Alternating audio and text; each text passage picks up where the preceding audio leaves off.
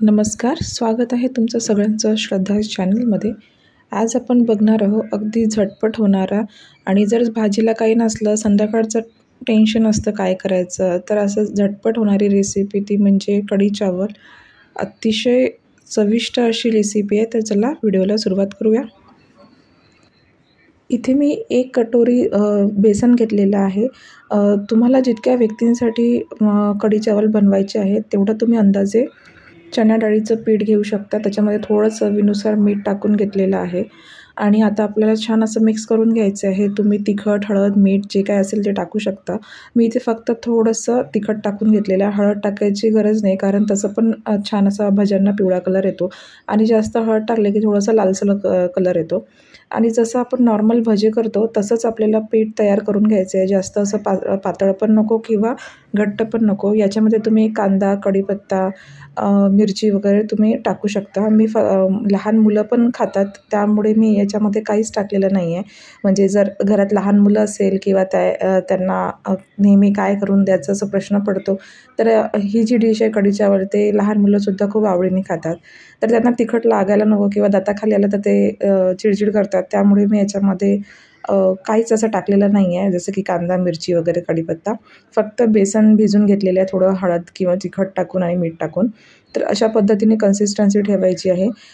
जास्त घट्ट जर केलं ना तर ते जे भजे असतात ना ते खूप असे कडक होतात. आता आपल्याला कढीची तयारी करून घ्यायची आहे. मी इथे जे घट्ट दही असते ते फेटून घेतलेलं आहे. तुम्ही ताकाचा सुद्धा वापर करू शकता, पण सध्या घरी अवेलेबल होतं दही म्हणून मी तेच घेतलं. आणि नेहमीप्रमाणापेक्षा थोडी घट्ट आपल्याला जी कढी आहे ती तयार करून घ्यायची, म्हणजे भाताबरोबर आपल्याला खाऊ शकता येईल. तर मी याच्यासाठी ना 2 मोठे चमचे बेसन पीठ टाकून घेतलं आहे याच्यामध्ये. आता कढईमध्ये थोडं तेल टाकून घेऊया. अगदी तेलाचं प्रमाण कमी टाकायचं.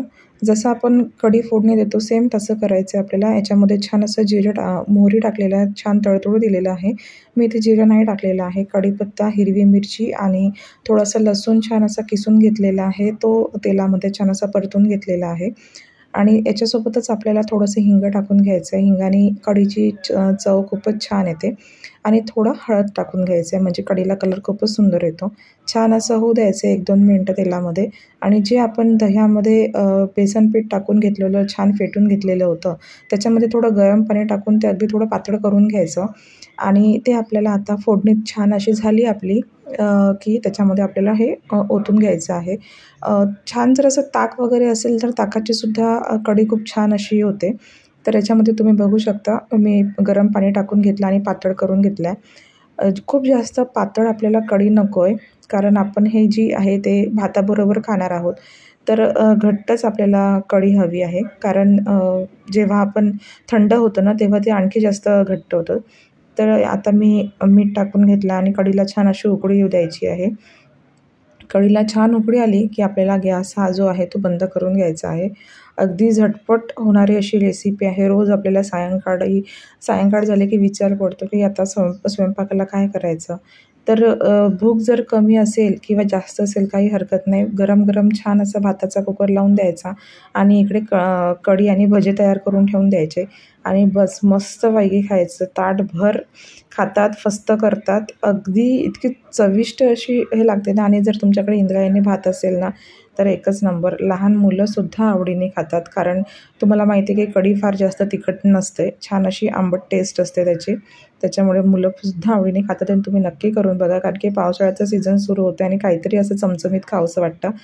कढी झालेली आहे बंद. तेल घेतलेलं आहे. आता भजीची प्रिपरेशन करून घेऊया. आता गरम तेलाचं मोहन मी टाकून घेतलेलं आहे आणि तुम्ही घट्टसुद्धा बेसनाचे गोळे टाकू शकता. तर मी थोडे असे पातळ केलेले आहे, जेणेकरून कढी आतपर्यंत जाईल आणि सॉफ्ट आपल्याला कढी पकोडे खायला मिळेल. तर चमच्याचा वापर करून तुम्ही टाकू शकता, पण मी इथे सरळ हातानेच टाकून घेतलेले आहे. हाताने छान असं टाकता येतात, परफेक्ट होतात. तर तुम्ही बघू शकता, मोठेसुद्धा टाकू शकता, छोटेसुद्धा टाकू शकता, काही हरकत नाही आहे. छान आपल्याला तेलामध्ये असे हे गोल्डन ब्राऊन कलर येईपर्यंत तळून घ्यायचे. आणि जे तुम्हाला दिसत आहेत ज्या धारा पडलेल्या असतात बेसनाच्या आणि ते कुरकुरीत होतात, ते सुद्धा लहान मुलं आवडीने खातात. त्याच्यामुळे हे थोडं मला एक्स्ट्रा करावं लागतं. म्हणजे घरची लहान मुलं मस्तपैकी येऊन कुरुम ते खाऊन जातात. आणि तुम्हाला वाटत असेल की अगदी गोल गुटगुटीत असे भजे व्हायला हवे. गोल गुटगुटीत भजे तर होतात जर तुम्ही घट्ट बेसन जर भिजवलं तर. पण जेव्हा तुम्ही ते कढीमध्ये टाकता ना तेव्हा ते आतमधून कडकच राहतात. ते असे आतपर्यंत कढी जात नाही त्याच्यामध्ये.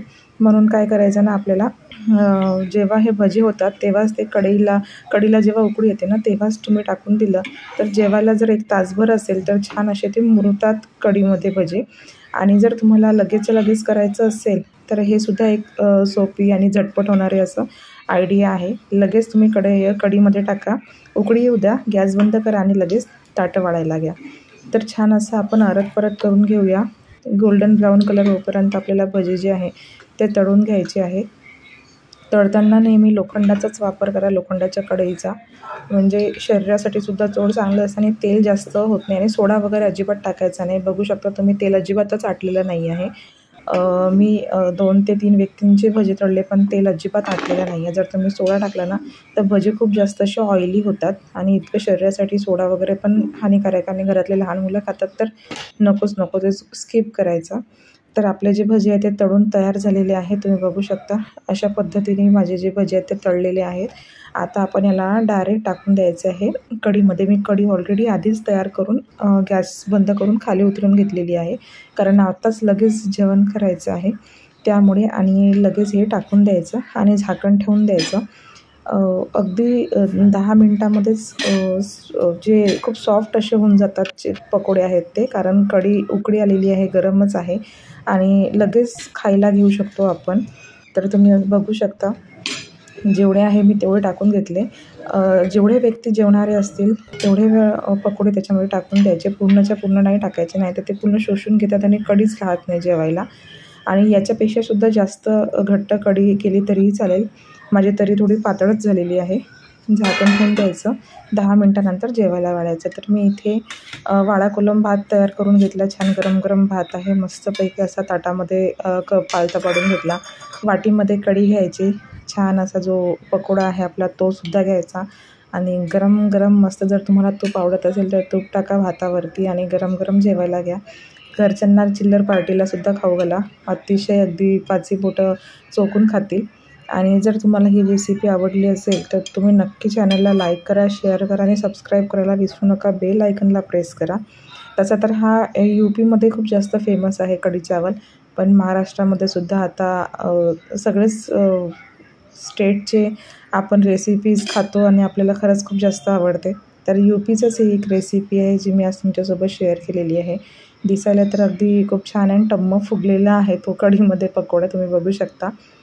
तर तुम्ही तुमच्या आवडीनुसार पकोडे तयार करा आणि नक्की कढीमध्ये पकोडा टाकून भाताबरोबर खा, भाकरीबरोबरसुद्धा खाऊ शकता, अगदी भन्नाट लागते. विदर्भामध्ये कढी कोडेचा जो प्रकार आहे त्याचंच व्हर्जन आहे UPमध्ये हे कढी चावल. तर भेटूया आपण पुढल्या एका व्हिडिओमध्ये. तोपर्यंत बाय.